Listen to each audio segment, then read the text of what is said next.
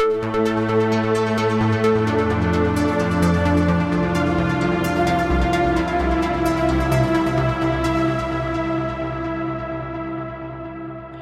and welcome to the Sensibly Speaking podcast. This is Chris Shelton, the critical thinker at large, coming at you for another jam-packed, action-filled episode of Podcasting Glory. This had a special guest, Clint Heacock, on board. We are coming at you on iTunes, Stitcher, Google Play, and with video here on YouTube. So, who is Clint Heacock, and why do I have him on my show, and what is this all about? Well, from the title of the episode, you might have guessed that this has something to do with evangelical Christianity or evangelicalism, or however you want to call that. And Clint and I got in touch recently through Facebook, and he apparently has quite a deep and fascinating story connected with his upbringing and connection with evangelical Christianity. And so I thought, this is something I've been wanting to get into for a long time. What is an evangelical versus, say, a fundamentalist versus, say, your run-of-the-mill lay Christian person who isn't so fanatical about their religious ideas and just has this sort of belief because they want to lead a good life and have a nice afterlife. There's, I got nothing, just to be totally clear right from the get-go. I'm going to be really super clear about this. I don't care what your beliefs are. I don't care. It's what you do with them that I care about. And that is the dividing line between religion and cultic activity. And when cultic activity, the exact line there is abusive behavior, emotionally abusive, psychologically abusive, physically abusive. And that's where I get on a soapbox and I start ranting and I start going, hey, something's wrong here. So I've brought Clint on as a guest here. So welcome to my show, Clint. Thank you, Chris. I just want to say that you were a guest on my podcast. This is how we started actually interacting, wasn't it? Was that as an ex-Scientologist, I've been doing a series since January on the cults. And so I can't remember exactly. I think we met on Facebook as part of the Religious Survivors Network or one of the groups on Facebook. But so I was going to say the podcast that we did, we actually didn't talk about Scientology that much, but I got so much positive feedback. So I want to say a big thank you for that because it was a great episode. So much information that was, on just the cults in general. So yeah, that was a great podcast. So I'm glad to return the favor. Absolutely. This is how it gets done. And these are really important topics. In fact, from what I was reading today, a quarter approximately, this is all Wikipedia, but according to that article on evangelical Christianity or evangelicalism, a quarter of the United States is evangelical Christian, not just, regular Christian. And I knew that, there was an issue here in the US. I think of it as an issue. I think of it as a problem that 75% of Americans identify as Christian. Okay, fine. But 1 out of 4 is evangelical / fundamental. Like, that starts scaring me because these are people who have pretty deep-rooted and very, very strong, i.e. intolerant beliefs. That's exactly it. That's where you start getting into problems, as you say.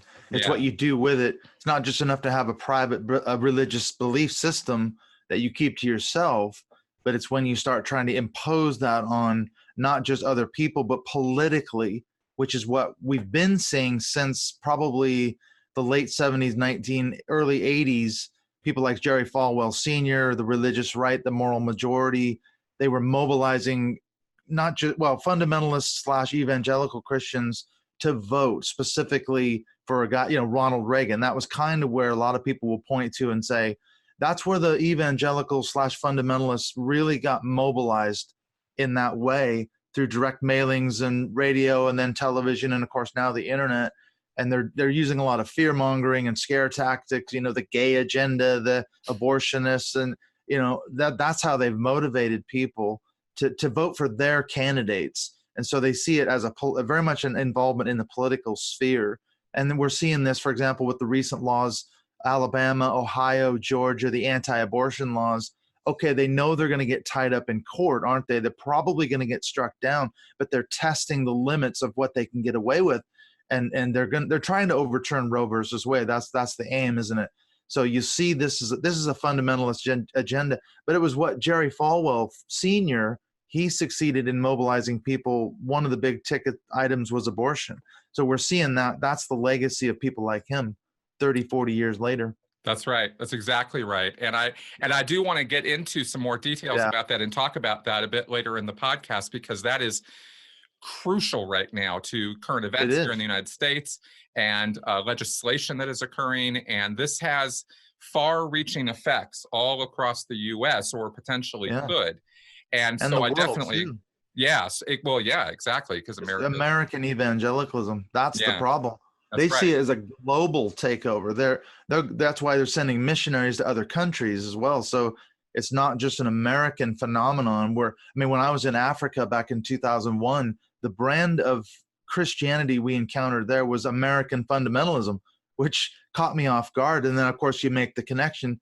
Well, of course, that would make sense, because they had missionaries from the West, and that was the brand of Christianity they brought to Africa back in the colonial days and all that. So the legacy goes back even farther than just, Jerry Falwell. It goes back to colonialism and, mission movements and all that. So exactly. And unfortunately, a lot of the attitudes and prejudices and biases from those old colonial times are brought forward in these people's minds in a straight line of hereditary, sort of passing on their religious traits, So it's scary stuff. Actually, it is. But let's go ahead and get into why it's scary stuff. Now, first off, though, before we move forward on anything else, Clint, let's talk about who you are, because, a lot of my people in my audience are going to go, oh, he's a podcaster, but you actually have background and experience in this. So let's talk about that first. What is your background with evangelicalism? Well, that could be a podcast in and of itself, I'm sure, but I was raised in it. So I was, second generation, as it were, raised in it from day one. I was in church from when I was a baby. I was raised in one particular brand of evangelicalism, which is a denomination called the Church of Christ. And it's kind of a fundamentalist denomination. And they have this interesting doctrine whereby if you say to the pastor, I want to become a Christian, they say, well, you need to get baptized.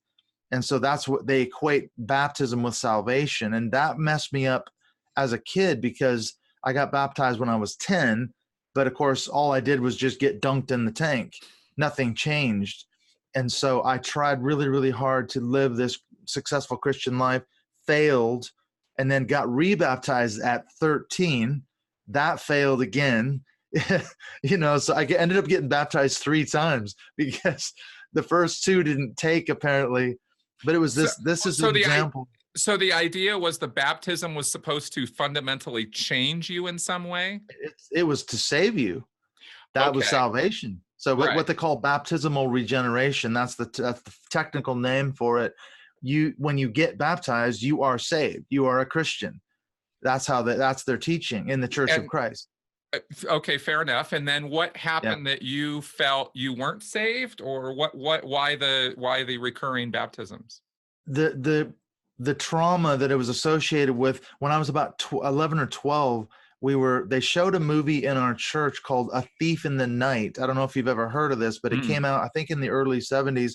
It was a fundamentalist end times scenario whereby suddenly all the Christians in the world get raptured. And then there's 4 films in the series, which we ended up watching all 4 as they came out into the 80s, actually, where all the Christians suddenly disappear and the rest of the people are left behind to face all this tribulation. It's right out of the book of Revelation. So I'm a kid of 11 or 12 watching this film. I am utterly terrified that if I'm not a Christian, I'm going to miss out on the rapture, and I'm going to be left behind to face the horrors of the tribulation and this post-apocalyptic hellscape, whereby it's too late then. In fact, there's even a song that says, it's too late to change your mind. The Son has come, the Son of God, and you've been left behind. And that's the theme of the movie. And so as a kid, I'm saying the sinner's prayer. I'm rededicating my life thousands and thousands of times, because I don't want to miss the rapture and be left behind. So the trauma, as a kid, can't process that. You cannot process that psychologically, emotionally. And what is it to be sure that you're a Christian? That became the thing. And how do you know that you're not just a self-deluded hypocrite and fooling yourself? And I can remember coming home and there would be nobody home, and I would be panicking because I thought the rapture had occurred and I'd been left behind. Oh, wow. So that was sort of my experience growing up. Would you say that your parents were stronger than average believers? Did they preach about this sort of thing or talk to you about it or give you stern warnings and that sort of thing while you were growing up? What was the environment like? It was I would say, well, as Robert Lifton says, it was the milieu. That was the whole thing, the milieu of the cult, because not only were they, it was more of what the church portrayed, showing the movies, and that was the kind of end times theology that went around it. And then they were also part of what I consider a cult, which is a guy called Bill Gothard. And he led these seminars for years called the Institute in Basic Youth Conflicts. Yeah, I see you've heard of Bill Gothard. The single most popular video, most watched video on my channel, over 1 million views, is an interview with a survivor of IBLP and ATI. Yep. And so I grew up. She and I did a whole video on the practices and belief system of that, and it is very definitely a kind of homeschooling cult. It is, yeah. It's a modesty. So yeah, my parents were heavily involved in the leadership in Seattle where I grew up. My dad and mom my dad was the president of what they call the host and hostess committee, which was the ushers and the people who sat all the people who came to the conference. So he was really heavily involved in it for years and years. And I grew up. So they raised they raised me and my other sisters with the Bill Gothard teachings, which you've already covered, it sounds like.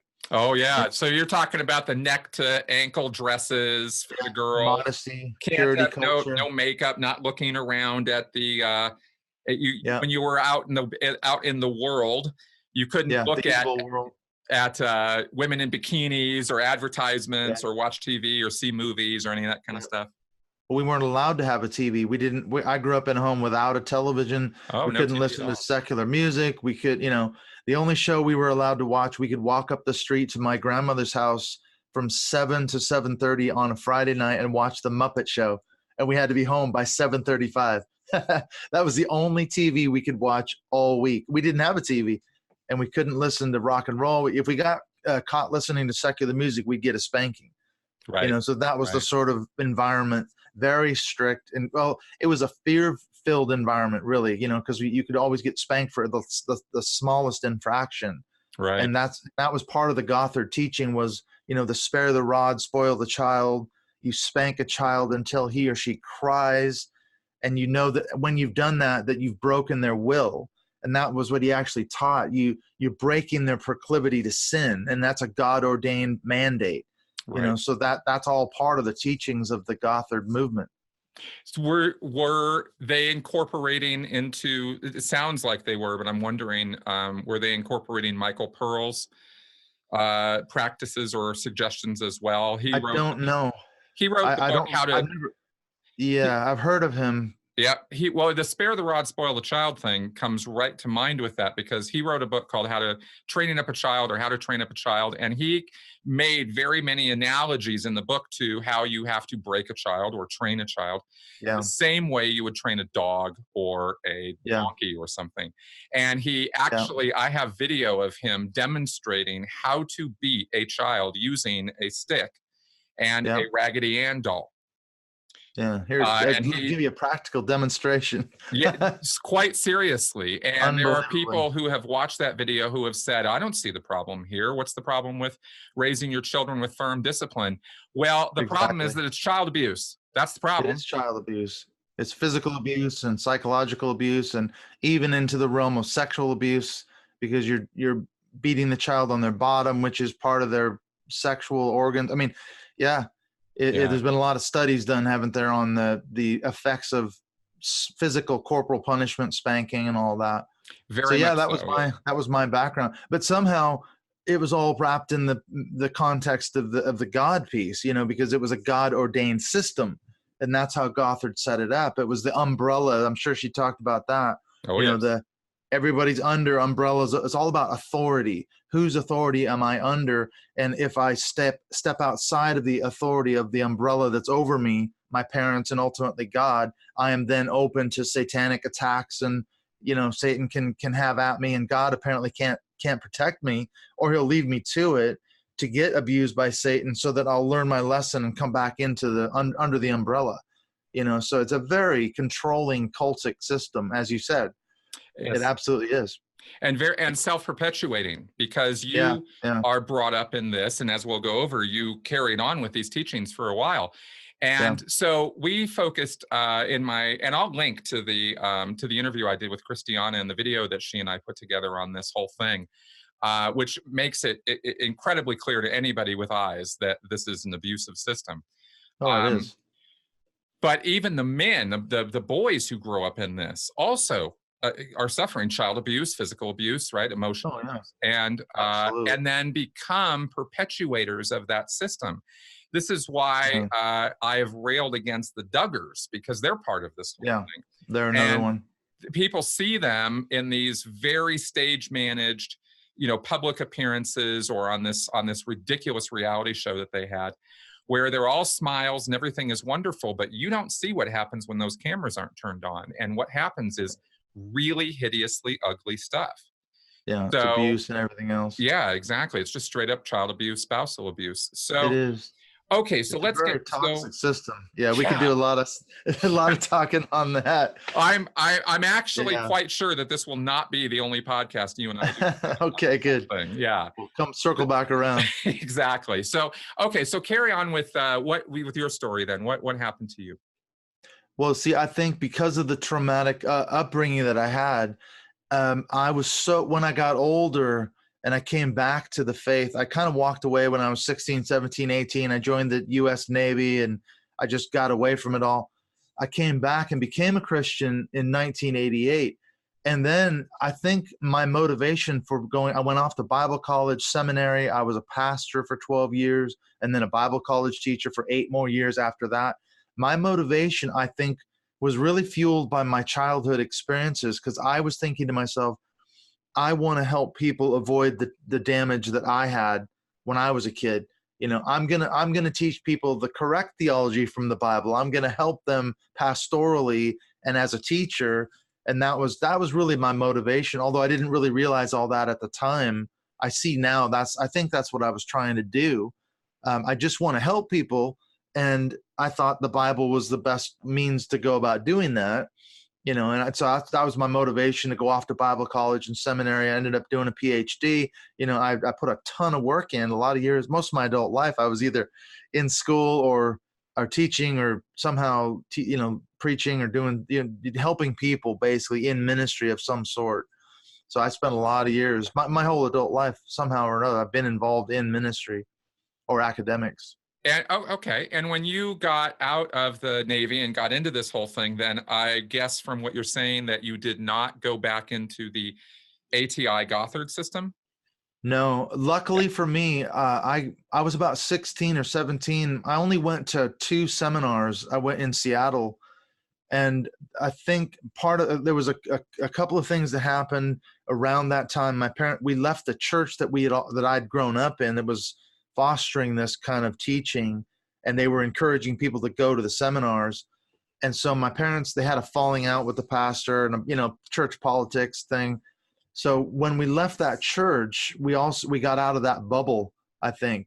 And I was also walking away from the faith at that time when I was 16, 17, 18 anyway. So I just sacked the whole thing off. I walked away from Christianity for about 4 or 5 years and came back when I was probably in my early 20s. And that's when I went off to Bible college and everything. So it was still fresh in my mind, though. And then I got baptized the third and final time. It's a funny story. I was actually a youth pastor, and I thought the first 2 baptisms weren't real, but I went to my pastor and I said, I think I need to get baptized again. So he did. He baptized me again. That was hit that reset button on Christianity. Here we go. All right. Yeah, but it's so funny that I look back on it now and I think, again, I was so bothered by the fact that the first 2 weren't legitimate. and here I am now. I'm a youth pastor. I'm teaching kids, and I'm going on youth trips to Mexico and this and that. But I've got this guilt in the back. I've really had an existential guilt. You're a phony. You're a fake. You're telling these kids all this stuff, but you yourself haven't even been baptized. And I was really laden with guilt. And I think I can see that was the result of all the legacy of that stuff in my childhood. You've got to get it right. And if you don't have every I dotted and every T crossed, something's not right. And so I just kind of went to him and I poured out my heart. And I was like, look, here's this. I thought he was going to fire me from my job. I thought he was going to say, what? You haven't been baptized? What? Get out of here. What are you talking about? Yeah, you're a fraud. We haven't dumped you yet? Oh, get out. You're totally unqualified. Exactly. So that shows you the sort of minutia around certain types of Christianity where you have to get everything right. Your beliefs have to be correct. And that's the thing about evangelicalism that is so damaging, because it's all about the correct set of beliefs. But you got the Baptist church down the street versus the Pentecostal charismatic church right next door. They both claim to be evangelical, but yet they have one church will speak in tongues. The other church says it's of the devil. Right. So who's right? And they'll fall out. They'll fall out, and they won't talk to each other, and they won't work together to help the community because they disagree over this issue of tongues. I mean, it's just it's insane. It really is. And they think the Baptists are going to hell. And the Baptists think the Pentecostals are wrong and they're heretical. I mean, because of a belief system, theology and doctrine. Exactly. I can't go in for any of that. Quite honestly, most of that is the kind of thing that keeps me away from religion. And because like what God's a lawyer now. Like I have to, like you said, I have to dot my I's and cross my T's. Just if my keys aren't all lined up, then I don't make it. Like, because this is all legalese or religiousese or something. Like what are we talking about here? This is so insanely stupid. If there's a divine creator and he sent his son down to die for our sins, and that's actually how it all went down, then he should be a fairly accepting guy. And if the truth is here, and then that should be all I need. And am I living a good life? Am I trying to help other people, or am I of ill intent, and am I actively hurting other people? You can, I get the idea of balance and karma, and I'm actually kind of okay with that. But this, all these little rule keepers, the Lord's rule keepers, this kind of stuff just makes me go, you guys are just a bunch of idiots. Yeah. But if you look at it from if we zoom back a little bit and come at it from a little bit of a historical perspective, where does that I dotting and T crossing come from in specifically evangelical and fundamentalist Christianity?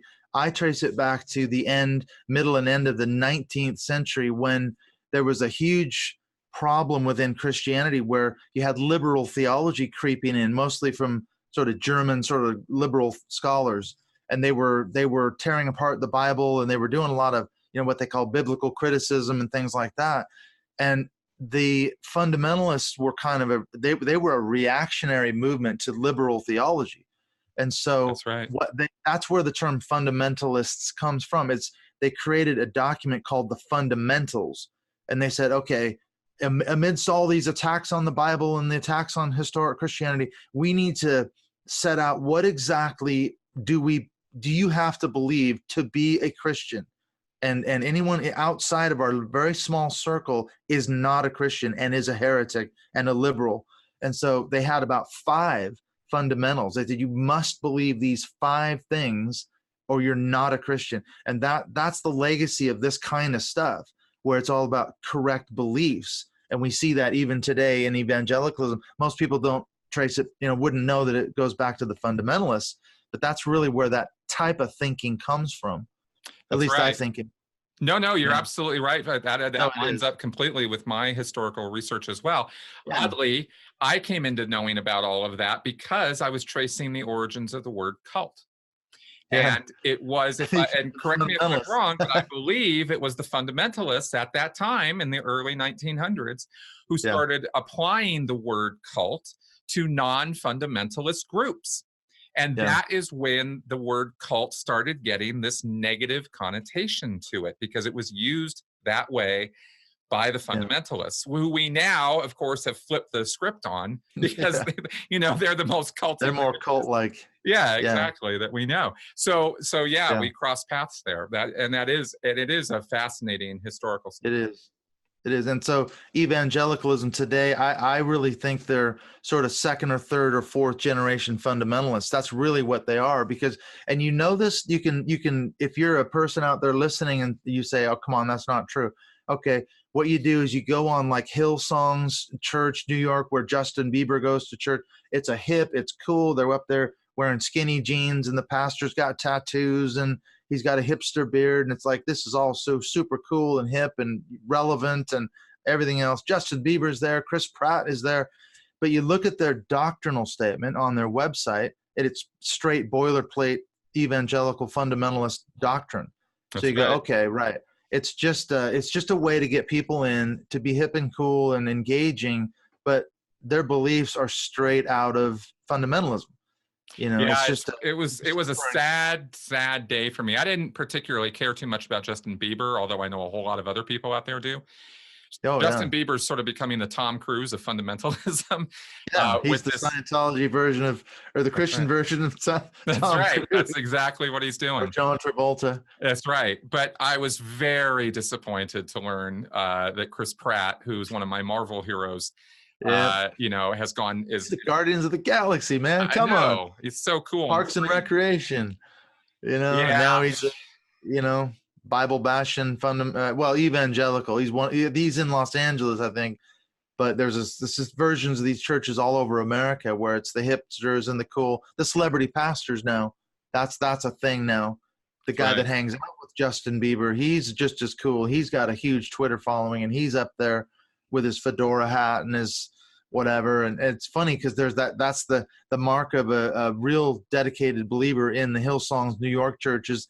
You have to buy that hat that the pastor wears so that that you've really made it when you wear the hat that the pastor wears. And there's a couple of stores that sell this particular kind of hat. It's a thing, man. It really is a thing. Well, it's called marketing.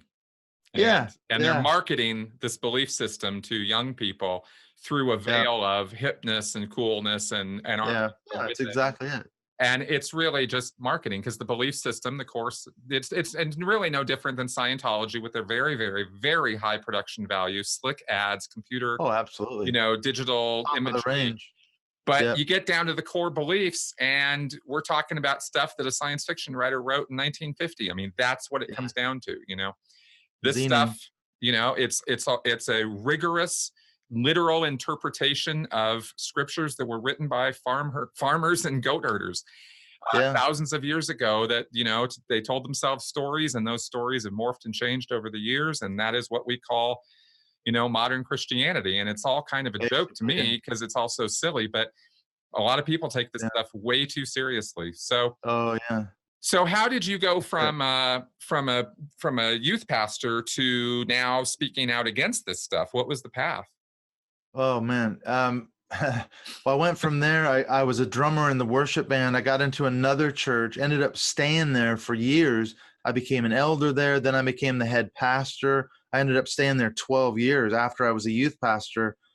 And then I got super burned out in ministry. We ended up closing that church down. I walked away from the church. I wanted nothing to do with the church. So we came over here to the UK for me to do my PhD. And we ended up at another church. We weren't going to go to a church. We said, that's it. We're done. I was so burned out in ministry. But we stayed for 6 years. And primarily it was because of the relationships. And that's what kept us there, even though we were having more and more problems with the teaching, and I was deconstructing my beliefs. And I had started getting into progressive Christianity. And I see now that was the path that I went down. It was a case of, I started reading more, I guess you could say, liberal progressive Christians, and I started jettisoning the more unnecessary, what I considered unnecessary fringe beliefs that I really thought were important back in the day. And it was a case where I see now I was getting rid of one thing, and I could say, okay, I've got these things here and I'm still okay. I can get rid of another one, I'm still okay. I can get rid of another one and I'm still okay. But pretty soon there's nothing left. You've gotten rid of everything. And when I did my PhD, my supervisor was really good because he would flag up statements that I would make as I would write chapters, and he would say, do you realize that's a pretty fundamentalist kind of a dogmatic assertion you're making here? Do you want to make that claim? And I didn't even see it. It was just, that was my background.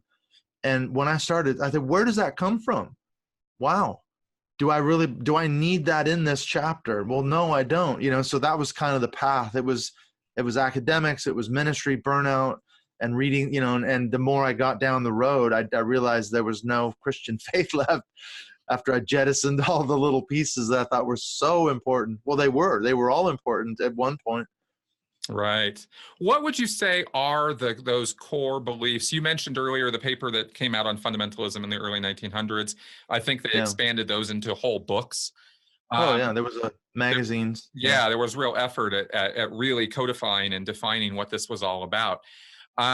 So they literally did become their own kind of cult. It was really quite a fascinating, like I said, history. Yeah. But for you, from your experience, what would you say are those core beliefs that that you have to have in order to be an evangelical or a fundamentalist or of this brand of person? Yeah. Well, that's the thing, is they would agree on the sort of core fundamentals, as far as, like you talked about a little bit ago, believing in the deity and the virgin birth, the deity and humanity of Christ, the full deity, full humanity of Christ. The resurrection is obviously the physical bodily resurrection of Christ. Those are all things that every Christian generally would agree on. It's when the real thing with evangelicalism is the elevation of the Bible to a higher level than probably most, like a Catholic, let's say, for example, or an Eastern Orthodox person or something like that. I think it is what they call bibliolatry. It's a worship of the Bible, and this is the line of inspiration, inerrancy, infallibility. That's where they're going with it. And what ends up happening is the Bible becomes such an authority that they end up worshiping the Bible as almost a magical book. That's why you need to be reading your Bible all the time. What's behind that is this bibliolatry. The Bible will just simply transform you just by the act of you reading it, because it's got its own inherent power, because of the magical inspirational qualities that it has, because it's God's word. And that's really, I think, the main hallmark in evangelicalism is the elevation of the Bible. Interesting, very interesting. And of course, this leads me to about 1,000 questions. Let me ask you one. What do evangelicals who have this Bible worship sort of that mentality, I assume then that they take it literally? Well, there's a lot of discussion on that, because that's quite a question of hermeneutics, what they call hermeneutics, the art of interpreting the Bible. Mm-hmm. But generally, the whole thrust is about application. That's the goal of it, is since all the Bible is inspired and inerrant, that is error free. That's what inerrant means. There's no mistakes in the Bible. And it's authoritative because of all those features that it has. And this is their argument. Therefore, all of it must apply. So they're so desperate to figure out how to interpret it correctly so that they can apply every part of the Bible to your life. And that's what I spent all my time as a preacher doing, was going through the Old and New Testaments, interpreting it and preaching it in ways that it applied to everyone's lives in specific and measurable ways. That's what they taught us as preaching school, was you gotta end your sermon with the applications. Otherwise, it's no good.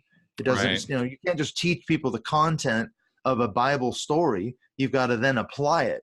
And that's right. That goes all the way back to guys like Charles Spurgeon and Jonathan Edwards. You can read their sermons, and they always end with application.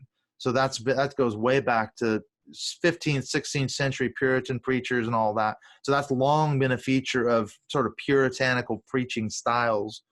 That's the real focus. Right. I have always loved the language of hardcore preaching, even if I don't really dig the message too much. I mean, I think it just begs for Hollywood theatrics, the sinners in the hands of an angry God. Oh yeah. Sermon, right? I mean, Absolutely. talk about literal fire and brimstone. I mean, this is literal. Like hardcore stuff, right? Hardcore. It was just a terror sermon. That's what it was called. It actually has a genre called terror sermon, because Jonathan Edwards, his regular sermons weren't getting through, he felt, to his listeners, and so he went down this route of the terror sermon, and he terrified his listeners. So you could put it right in the vein of that movie A Thief in the Night. It's the same psychology. I'm going to terrify you with the threat of impending judgment from God, such that you're going to become a Christian. And his listeners were rolling and screaming and crying in the aisle. So it worked from his point of view. Absolutely worked. Yeah, and that's where the Great Awakening revival came from, is Jonathan Edwards and George Whitefield and people like that around that time in the 18th century. Right. Yeah. And that's the legacy of American revivalism, is guys like them. Wow. It's hardcore stuff. And everything. Yeah. It evokes primal emotional, strong primal emotions. It certainly visceral feelings. Yeah. You're terrified. Literally. I was a terrified kid, man, when I saw that movie, and I can still feel the anxiety even now talking about it, how I felt when I came home and there was nobody home, Yeah. Absolute terror. Hey, everyone. I have what I think is an exciting opportunity for you. This episode of the Sensibly Speaking podcast is being sponsored by the Great Courses Plus, an online educational streaming service which has video courses on a gigantic range of topics, from philosophy to climate change to nuclear physics to cooking and practical skills, not just brain stuff. What I love about this service is that the Great Courses Plus was founded on the idea that education should be available to everyone. You can learn from top experts and professors, leading minds in their fields. These are not little courses put together by amateurs. These are the real deal. I'm taking advantage of this myself already by studying their featured course, which is called The Deceptive Mind, a Scientific Guide to Critical Thinking Skills. Ta-da! I can't think of a course that is more suited to me and to you, my audience. So far, I've only watched the first couple lectures, and frankly, my mind was blown by how much raw data is packed into what seems like a very simple series of lectures.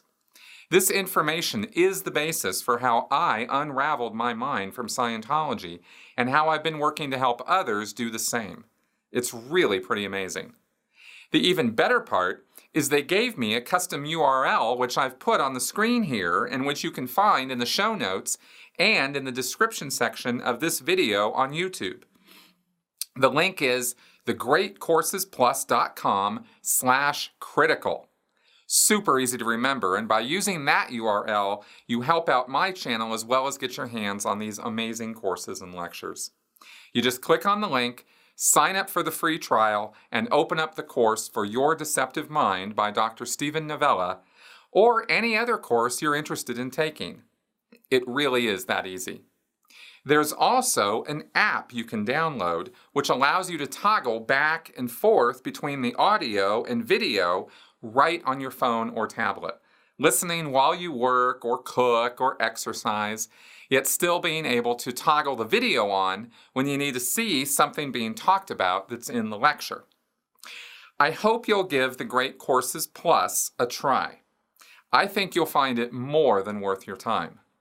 Use the link thegreatcoursesplus.com/critical and let me know what you think.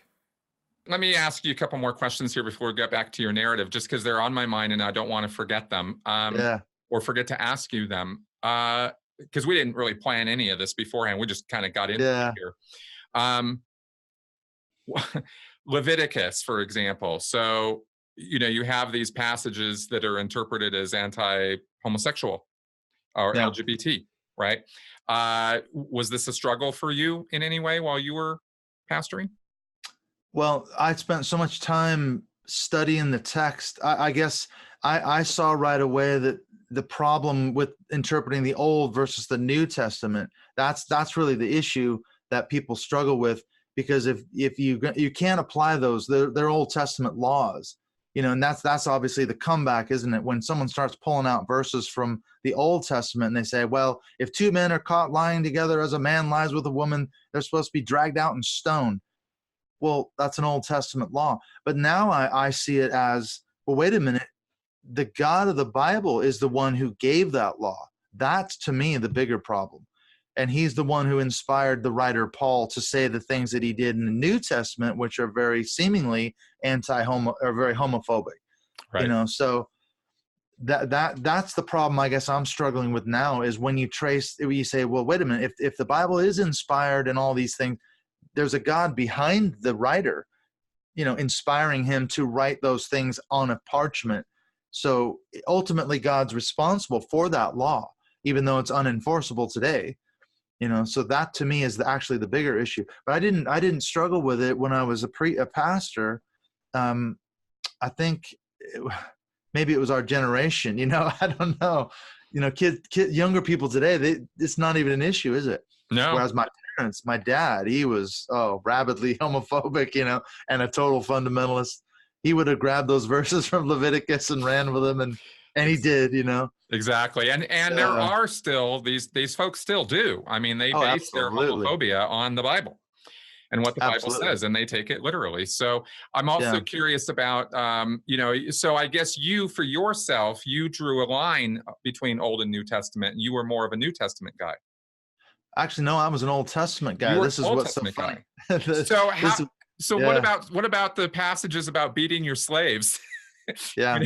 Like how was that just sort of, well, we don't have slavery anymore, so when we did have slaves, that's what you would do, but now we don't do that anymore? Is that kind of the thinking? Yeah, and it's a case of, there's always an argument. And I say God always has an escape clause. That's the problem, is no matter what problem you throw at a Christian, they'll always have an escape clause. The most common escape clause in that answer is they say, well, it was cultural. Every culture in that ancient Near East they had slaves. So God just said, well, look, I mean, they're going to have slaves anyway, so you better at least treat them a little bit better than the other nations around you, and thereby set a little bit better example of what it means to be a theocracy, which is what most of the time Israel wasn't it? Until they got their kings and all that. But right. Yeah, it's quite interesting. But what's interesting to me is that when you look at, like, for example, the reformers, Calvin and Luther and those guys, they struggled with this same issue too. They didn't know what to do with it. They said, well, the Bible is inspired and it's practical for all of life. What do we do with these laws? And so they had the same problems. So this has long been an issue to what to do with the Old Testament, other than the prophetic passages that they say point to Jesus and all that. They love those, of course.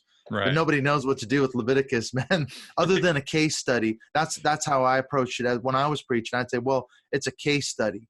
We just have to look at it as a case study. That's how it was. As objectionable as it was, we have problems with it, but it's a case study of what life was like. And there's a lot of reasons why we don't want to live that way today. Yeah. We don't want to live. Well, my first line of pushback on that, of course, is, well, so modern day slavery consists of human trafficking. There are sex slaves, there are labor slaves. We even have it from a certain point of view, and it's not too much of a stretch. We have slavery in our prison systems right here in the United States. So because we have, these people who are, earning 10 cents an hour or something as prisoners, which is, you think the Sea Org's bad, go to jail and watch your human rights just disappear. Go right I don't agree with this whole idea that, well, they're bad people who do bad things, so they don't have any rights.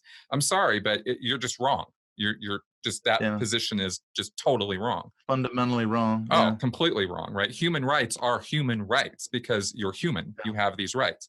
Anyway, so I don't know that it's such my initial pushback would be, no, there's still quite a bit of slavery going on all over the world. Yeah. And so are you saying then that those passages apply to those circumstances where maybe those human traffickers should beat their slave if they or whatever the passages say precisely. Like I said, I did zero prep for any of this, Yeah. so I didn't go earmark the passages, but just from my memory, I know that there's a few of them, Yeah, there are. But I think more problematic are the passages, again, in the New Testament that condone slavery and slave owning. I mean, there we go. Because even if we said, okay, Chris, the Old Testament, that's unenforceable. It was a case study, or however you want to argue that, it was a cultural thing. We can't bring those into play here. But Paul, all through his letters, says, slaves, obey your masters as unto the Lord. Slave masters, treat your slaves with dignity. He doesn't say, hey, slavery is evil and it's wrong and it's against all, reason and everything else. Whereas there were groups in ancient Rome that philosophically thought slave owning was evil and wrong. And they weren't Christian groups by any stretch. So you go, well, why didn't Paul speak out? Why didn't Jesus speak out against slavery? So that's right. To me, if you want to go down the New Testament route, you could say, wait a minute, what about Jesus? What about Paul? This is an even bigger problem if you want to go and strictly and stay in the New Testament. Yeah, it's a huge problem. And given the timeless nature of God, he should have known better. I mean, that's the problem. He's the one who's responsible for it. That's what my argument is about, any number of problematic laws, whether it's laws against women, like I've brought this up in podcasts, there's laws that says if a woman is raped, the attacker, her rapist, merely pays a fine to her parents, and then she has to marry him. And God is the one who gave that law. That's a horrifying law. Well, I'm just going to say, if any folks are out there wondering, because I see this on my Facebook every other day, some judge somewhere, almost always from the south of the United States, south U.S., lets some rapist go, gives the guy, Brock, what's his name, got 6 months. I just am seeing right now, literally just less than an hour ago, some guy who was a good Christian man, so he only had to, and he raped some minor, and he, got 2 years or something. Like, if you're wondering how these judges can think that this kind of sentencing is proper and okay and perfectly good, it's because they buy into this belief system. It has direct, real world consequences, tangible consequences. Well, look at the purity culture, like we were talking about with Bill Gothard and others. Yep. I mean, there's a direct relationship with the way the Bible portrays women. For example, if a woman doesn't cry out when she's being raped, she can be accused of being party to it, in a sense. And Bill Gothard himself brought that in. The Jehovah's Witnesses have the 2-witness rule, and that excuses child abuse, but that's based on a biblical precept. Yep. So, you can look at those and say, wait a minute, why would God put a law in there like that? Like you said, if he's omniscient and he knows all this, come on.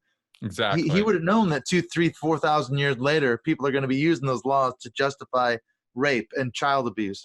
Exactly. Because he's all knowing. Yeah, claiming God's blessing over it.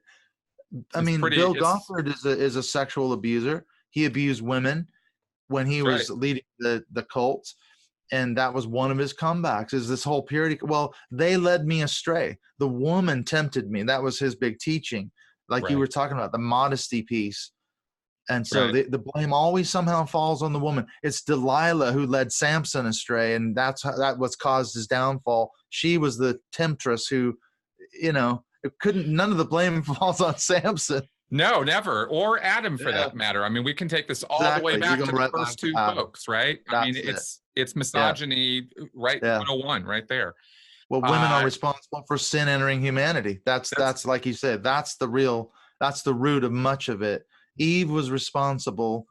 She led Adam astray, and therefore sin entered humanity. That goes back to Augustine and way back, church fathers, and that's been with us for thousands of years, as you point out. And it's justified and rationalized a lot of abuse towards women. A lot, way too much. Way too much. Let me ask you a different question, different vector here, just because again, I'm just thinking about this stuff, and I don't want to, and I've never really had anybody to ask about this on my show before. I haven't delved into Christianity like this. the Bible hasn't always been the way it is now.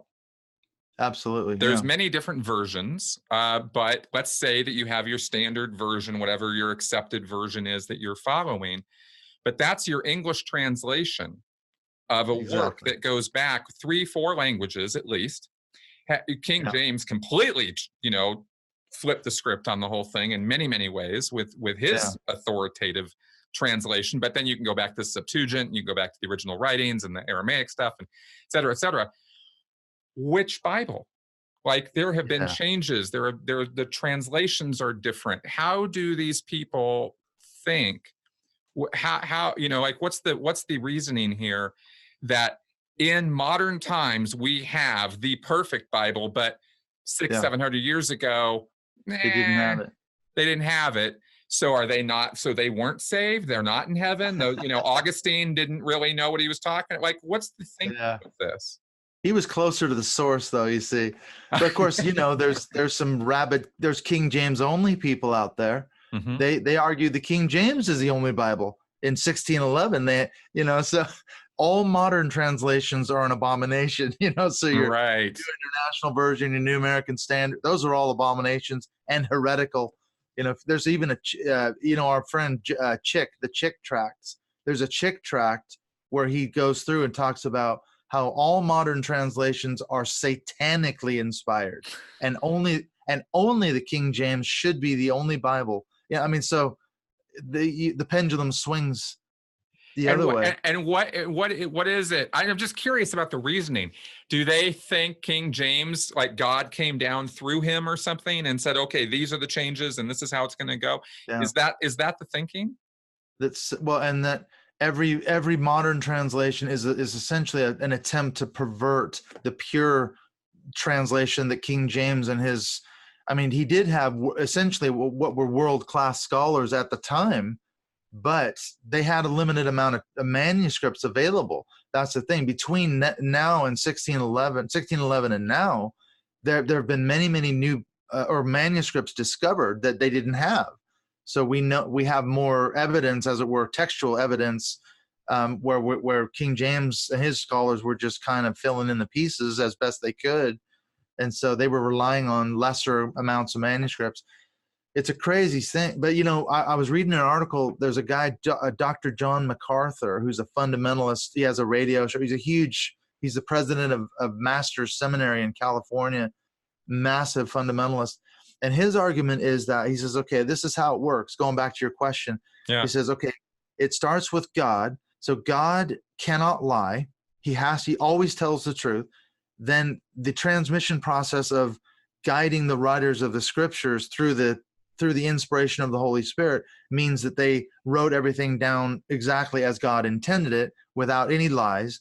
And so over the centuries, God has miraculously preserved his word and now we can know through textual criticism that we have the most accurate text. So therefore, you, the average Christian with your NIV, can be totally assured that your NIV or NASB is a 100% true, accurate, inerrant word of God. It's a straight line right back to God himself, the truth-telling God. He cannot lie. So therefore, your Bible is true. The amount of denialism in such statements is shockingly bad. It's just absurd. It's like an avalanche of denialism just washes over you with this or hits you like an avalanche. Because it's just, there's so much willful blindness to any kind of historical accuracy or anything. They just don't care. And of course that just we know already that people can believe anything.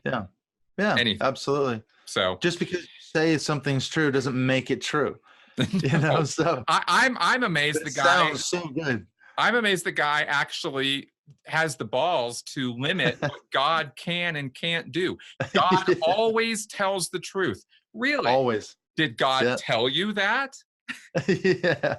Well, the Bible says it, but that's a circular logic. God can't tell a lie? Are you actually limiting God's ability? Is that what you're doing right there? Yeah. Because it sounds an awful lot like you're the one defining what the big man gets to say and not say. It's crazy. I'm pretty sure if God wanted to tell you that you look great today, even though you look like crap, he'd be telling a little fib. And I'm pretty sure God would be okay with that. You don't want to ask God if a woman shouldn't ask God if she looks fat in this dress. Exactly. Do I look fat in this dress? Well, you can't win that. That's not a good scenario. So what woke you up, man? How'd you like go down this garden path and finally like go, okay, something's wrong, really, really wrong with all this? I mean, I got the burnout and all that, but then what happened? Yeah, it was a case of, I would say that, I was down that path. I was done with the church because I was burned out. I was deconstructing my theological beliefs and biblical beliefs for several years. But then I think it was a case of going, yeah, what's left then? There's nothing left to hold on to. And then I think it's since I started watching, when we were talking in our podcast, when I started watching those shows about the cults back last year, it just struck me like a ton of bricks, or that avalanche, like you were saying, that I was raised in a cult, and this bears a lot of resemblance to cults. That's when I've gone from just deconstructing and reconstructing to going, wait a minute, I got to research this thing. There's a lot more going on than just my personal private beliefs and what I think is true or not true. I'm trying to warn people about the dangers, as we're talking about, the dangers of evangelicalism, fundamentalism, religionism, the mind control, the indoctrination, the brainwashing. The further I go down this rabbit trail, the more I'm discovering. And so I feel like, wow. And a lot of people, especially on Twitter, are going, wow, I'd never seen this before. I'm so glad you're starting to make these connections and do these podcasts. Talking to people like you is super helpful. Yeah, big time, man. Yeah, it really is. Let's talk about this, actually. Let's just take it head on. Religion, cult, or destructive cult. Right? Because I have made it very clear that when I'm throwing this word cult around, I'm not using it as some slanguage. I have a very specific set of guidelines that I use to determine whether a group fits the criteria of a destructive cult, or even a relationship fits the criteria of that. So often people will comment on my channel about all religion is a cult, and I kind of push back on that and go, no, they're not all that. But I get the point. I definitely get where people are coming from with this, but I don't want to paint with too big a brush or too broad a brush and say they're all destructive and they're all bad for you, because I really truly don't believe that. In your experience now, for you, what would you say is the difference, and how do you see organized religion, mass religious movements now compared to how you used to? Yeah, I think it's more of a spectrum or a continuum, and I'd be curious to find out what you think. I think, for example, evangelicalism. I don't say that evangelicalism is a cult, because it's too diverse. It's not a monolith. It doesn't have a single diverse, or it doesn't have a single leader. It doesn't even have one group. There's many denominations, many. It's too diverse. It's not a cult. It cannot be. It doesn't fit the criteria. But having said that, much of evangelicalism fits the criteria of cult in the sense that the psychological manipulation, the coercion, the milieu control, the cult of confession. I mean, what I did a podcast recently going through Robert Lifton's 8 markers of cults, and I applied each one of those to my experiences in evangelicalism. And I said to people, I'm just going to go through it as I see it, 1 through 8.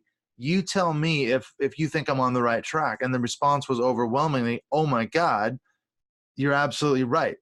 These are the things that happened to me.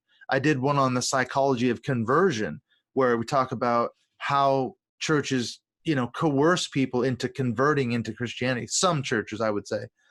And again, the response was, wow, I never, ever saw it that way. But now that you're saying it, oh my God, that's totally what happened to me. And then having left that abusive, coercive conversion experience, that's what I'm seeing now. That's what happened to me. I was coerced into it. That film, A Thief in the Night, was religious manipulation and coercion. And it did a huge amount of damage. So for me to walk away from that, that's bullshit. That's coercion. I was agree controlled. completely. I was indoctrinated. I was in a cult. Yep. I definitely agree with what you're saying here. And you took the words right out of my mouth when you said spectrum, because that's exactly how I look at it. Any question about whether a particular group is a destructive cult or not is a context-specific question. And I know that is rough on people who just want black and white thinking. Is it or isn't it? They just want to kind of approach these things from a binary perspective. And I can say that in general, you're going to find, if I have to paint with this big broad brush, then I'm going to say that you're going to find an awful lot of the characteristics of destructive cults in a good chunky percentage of the religious groups that exist in this world. Yeah. Mainstream churches, religions. Yeah. You just do, right? Now, they are there. Yeah. That's right. They are there. And it depends completely on the pastor, priest, minister, spiritual leader, whatever the head. It depends entirely on how he deals with his relationship with the followers. Because he's the spiritual leader. So he is automatically an authority figure. He is invested with power by the followers, whether that authority is, a knowledge-based authority or a faith-based authority or charismatic authority, because he looks and he talks the part. Or a combination of these things. People grant authority to these people if they put a little white tab on their collar, right? They're automatic. Oh, Father, like they're automatically calling the guy familial names and things. There's all these like inbred psychological connections and things and mechanisms going on with all of this, right?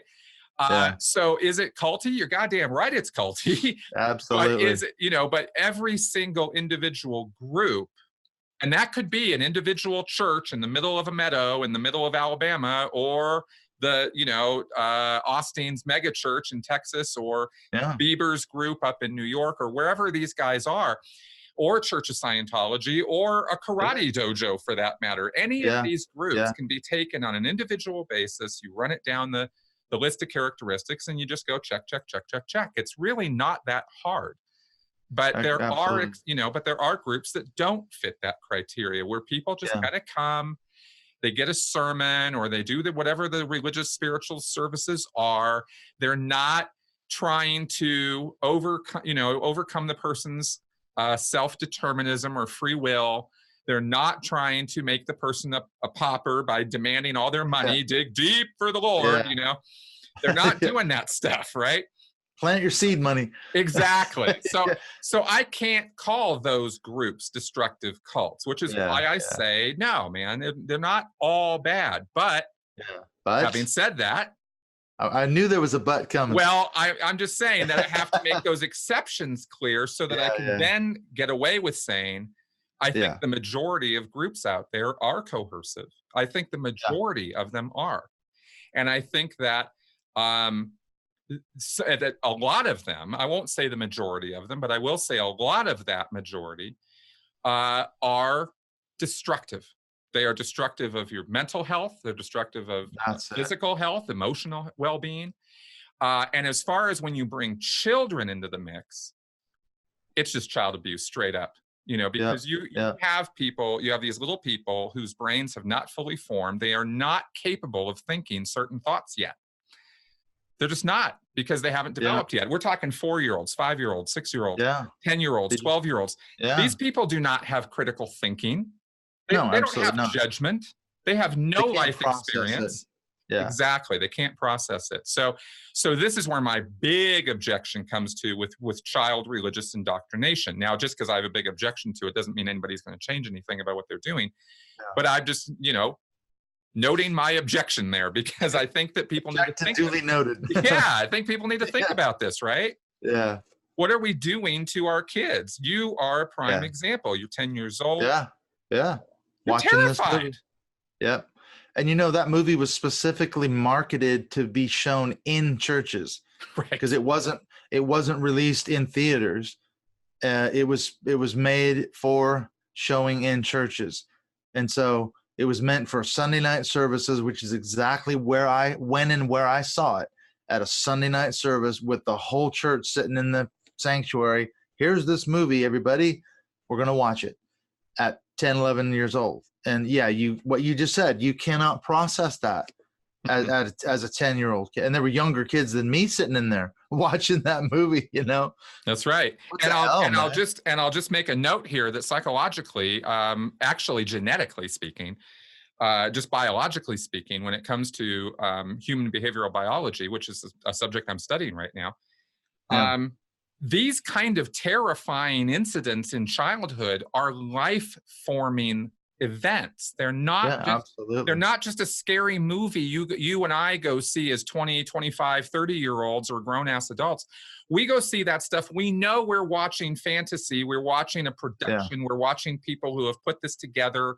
We know that. A 10-year-old, an 8-year-old, a 6-year-old, they don't know that. They don't know anything like that.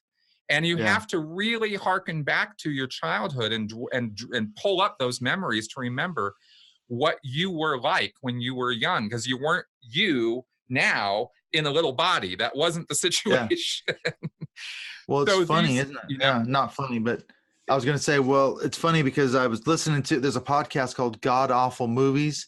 And what these guys do is they watch bad Christian films, and then they just mock them mercilessly. And one of their first 4 podcasts, they went through and they watched all 4 of those movies in that series, and they just mocked it. It's terrible production value and everything. And I was just listening to them the other day, and I thought, as I was listening to them go through the plot of the movies and explain everything, I thought, like you just said, as an adult, I can sit back and I can say, okay, objectively, those movies are one man's fundamentalist interpretation of the book of Revelation brought to the silver screen, as it were, and he thinks this is what is going to happen in the end times. I can see that now. I couldn't see that when I was 10. I thought I was going to be the person left behind, and I did not want that to happen. I was terrified, traumatized, as you say, and that's a lifelong thing. I can still feel it even now. Exactly. And that has to do with our biology. That's not a spiritual or a psychological thing. If you envision your mind as being something separate from your body, no, we're talking neural issues here. We're talking about a terror reaction. It changes the context of your memories. And anyway, I'm not going to get on, any more of a soapbox about it than that. But I just want to make the point that there's science behind explaining this trauma, and it's not just a moral position we're taking here, where we talk about, children or child indoctrination. There's science here, and you can look it up and you can check it out. And I recommend, if you guys have questions about that out there, that you do so, because the information's out there to be found, in the same way that now we have the information about child abuse in terms of spankings. It's just abusive. There's no rational reason to be doing that to your kid. We know 100% of the time it's not going to help him. It's not rational, Chris. It's biblical. You see, that's God said that's.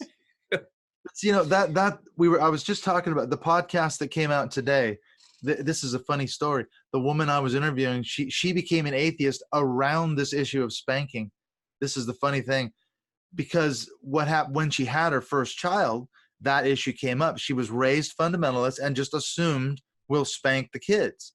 But then she said, wait a minute, I read those studies. Those aren't right. But her husband was pushing back. She was going to a Christian therapist who was pushing hard on the patriarchy, the man is the head of the household, all the biblical stuff.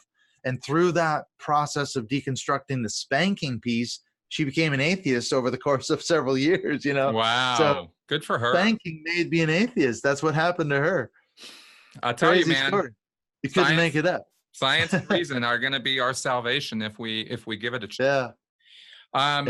All right, let's go ahead and talk about politics a little bit here, just because I just can't help but pour more salt on the wound for everybody who's listening to this, who's got, just piss everybody off. Yeah, let's just piss everybody off. So why not? Okay, so we don't have to get into a whole historical thing here to know that the religious right rose up very big in the 80s. Reagan appealed directly to that, I guess you could say, market or demographic, purposefully and with malice aforethought. and got them all riled up and made them into a political force, which then became a dominant political force, as we are seeing now. Absolutely. I think people way undervalued the importance of Mike Pence as a vice president. He is one of these fundamentalists. He's the real deal, man. That he really is. And he is. He's a full-on Trump's no Christian, but Mike Pence is absolutely a fundamentalist. Dyed in the wool, man. That's right. Yeah, that's right. And so the legislation that is now occurring in Alabama, I think Georgia. Yeah. Ohio, Georgia. Ohio, that's right. It's on the docket in several other states too. Yeah, exactly. This is not. This is not. This is chess. This is not some accident. This has been years in the making. This didn't just happen, right? Trump got into office, and all of these people backed him, not because they like Trump. Yeah, it's because they like Pence. They like where all of this is going to go, which is, they'll put up with all of Trump's lies and adultery and blatant biblical rule violations, I guess I'll say. I mean, really in your face. I mean, he screwed a gone out of his way while his wife is pregnant. I mean, are you kidding me? Tell me there are not cover it all up. Tell me there are not scriptures against this sort of thing. I think adultery is kind of one of the bad things, isn't it? But he got a mulligan. That's what Tony Perkins said. Exactly. He gets a mulligan, because he's delivering on his promises. And James Dobson said, well, when he had the infamous grab him by the that tape, he wasn't a Christian then. You see, Chris, that's the thing. Right. When that was years ago when he said that. Now he's a Christian. We can't hold a man accountable for something he did and said 10 years ago. Come on. Right. So clearly I'm off the rails here. But they're providing that religious cover. That's the whole critical thing. Right. People like Dobson and Perkins and Jerry Falwell Jr., they're coming to his rescue every time something like that happens to reassure that base, don't they? That no, he's okay. He wasn't a Christian then, but he's one now for sure. That's right. And let's be clear about the fact that this is happening not because they really dig Donald Trump. It's because they have to put up with him so that they can get the legislation passed that they've been dying to make happen since the 70s and 80s, which is overturn Roe v. Wade. Absolutely. Get it gone, right? And you wonder, why are these Supreme Court justices the people who are being appointed? Why are all these justices being appointed at the lower courts? What's all this about? This is what it's all about. It's about overturning Roe v. Wade. And that, my friends, is actually just step one. What these folks have in mind, without question, is a theocracy of the United States. Yeah, that's exactly what I say. Yeah, it's plain as day to anybody who can actually, look and see what's happening. So this isn't like some weird, you have to dig into the fields or the weeds here to see this. It's in our face. Yeah. Well, someone sent me on Twitter the other day, and I'm kicking myself now because I didn't bookmark this webpage, but it's essentially a Christian fundamentalist manifesto for what they want to see done politically / religiously in the next X number of years. And it's simple things like they want to put "In God We Trust" on every state license plate. Okay, so that's one thing. But you could say, okay, that's not maybe that big of a deal. But they want to put in Bible literacy programs in public schools. They want to get rid of, they've already worked to get rid of trans people from the U.S. military. Those kinds of things, as you say, these anti-abortion bills are just the opening salvo, I think, in it's a culture war. They want to win the culture war. That's right. And as you say, as install a theocracy. That's what Jerry Falwell Sr. was trying to do with the moral majority. And I mean, they helped get Reagan elected, and he made a deal with the devil in a similar way that Trump made a deal with that white evangelical base. I think, you deliver the votes for me and I'll deliver on your, political agenda that you want to get done. And that's exactly what Trump is doing, isn't he? That's exactly what he's doing. Yeah. And we can talk all day about the rise in spiritual, not religious percentage and how more people are atheists now than ever before. But let's really be straight about this. atheism and spirituality are a minority group in the United States compared to Christians, and especially compared to these fundamentalists. And I don't look at all Christians as my enemy or the bad guys or anything like that. But these evangelicals, they scare me. The fundamentalists, really these guys should. scare me, you know, and I think it's an appropriate response. Yeah, and as you said, this has been a long time coming. This isn't something that happened in 2016, because a lot of people said, especially over here in Britain, what the hell's going on over there in America? How could you elect a guy like Trump? Because when Obama was elected, I can remember having this discussion with my British friends, and they were like, you know what? This is a great day for America. Forget about the politics. The fact that an African-American man is elected president and that a woman was on the ticket as well. So that would never have been contemplated in America even 40, 50 years ago. So they looked at us and said, wow, I think you guys have come a long way. We've gone right back in the shitter. And they're saying, how has this happened? Is this a new thing? And I'm saying, absolutely, it's not a new thing. This goes back decades, man.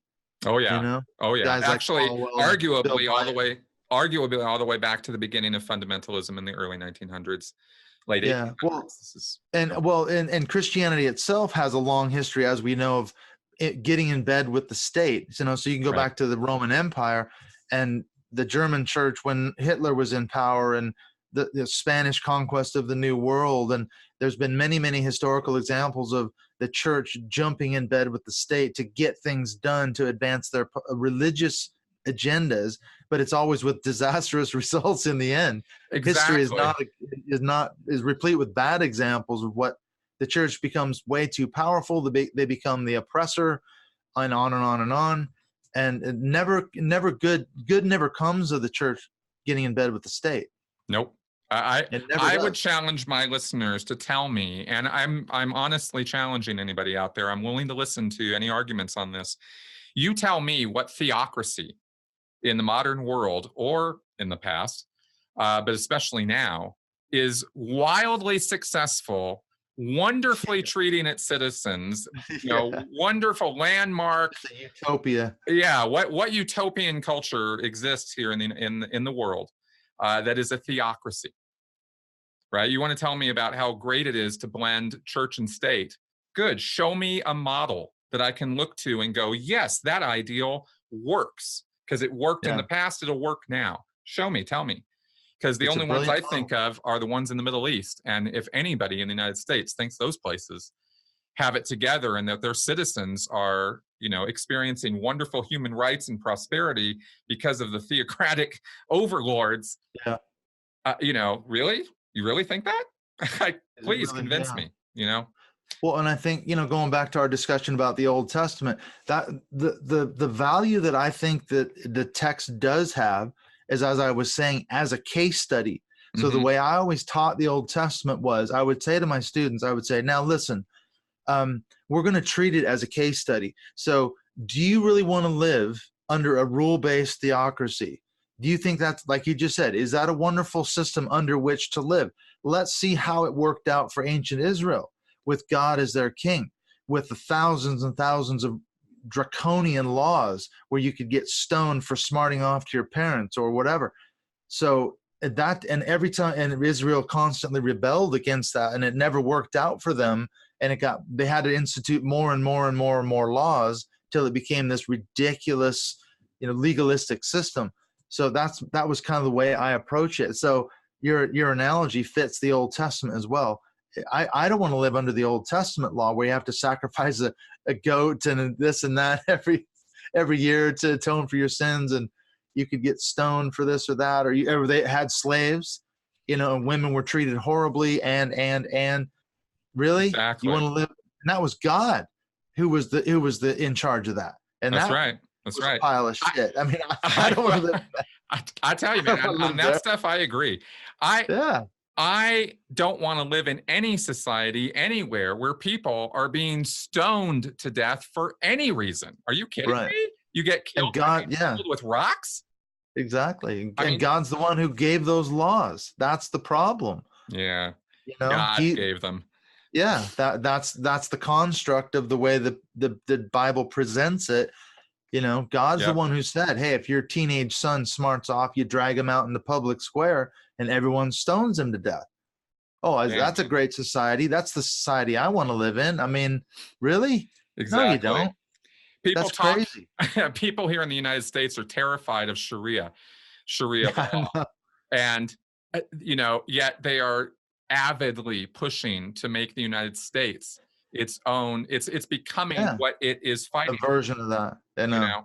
Crazy. And it really is crazy. It's the definition of crazy.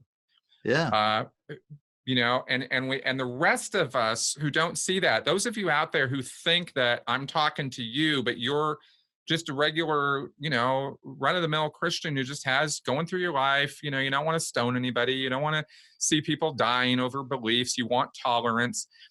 I'm appealing to you folks with when we talk Yeah. about this stuff. I'm not trying to denigrate you guys. I'm trying to say, could you please step up and talk to these people or do something about this, because you have more in common with them than I do. You know, I'm not going to go into these communities and change hearts and minds, but fellow Christians have a much better chance of doing that. And I wish that some people would take that on as a mission, because this is a culture war. And I think you nailed it on that. Well, and I think to jump on your point that you just made, that average Christian out there that you're talking to, who's just a good person, works hard at his or her job, is a good citizen, is not doing anything wrong, illegal, or whatever. The problem is the person is still propping up a system that's damaging. They're contributing their money to a church or a system that's hurting, traumatizing, and coercing and manipulating people. And they're part of that, maybe part of that evangelical Trump base, you know. So, and there's something that David Hayward said, one of the guys on one of the podcasts, he said, most Christians, they go through their life and they think there's nothing wrong with this church until it happens to you or someone you care about. Until you get screwed over, until you get, you know, burned out by the church, then you have a problem. But it's never my problem until it happens to me. So that Christian you're appealing to maybe have had 20 years in a church and it was absolutely wonderful, but tomorrow they could get stabbed in the back by the pastor or whatever, you know. So no, and then absolutely. It's sunshine and rainbows and unicorns, you know. So that's right. And that's the thing. If we open up our eyes, you know, if I had opened up my eyes as a Scientologist, I would have seen all the things I eventually saw. I mean, I would have seen them years before, and I could have saved myself literally years, decades, a lot of heartache, of physical, emotional, psychological blackmail and abuse. I wish that upon others. I wish that they would, you know, more objectively look around and see what they're part of and what they're contributing to, because it's not just about you. You know, it's about other people too. And you know, like I said at the beginning, I will still reinforce that. I will say that I don't care what you believe.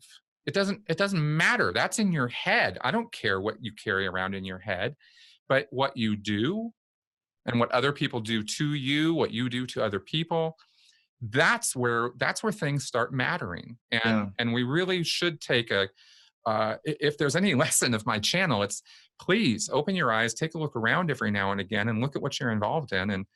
And is it constructive and helping your life and helping other people?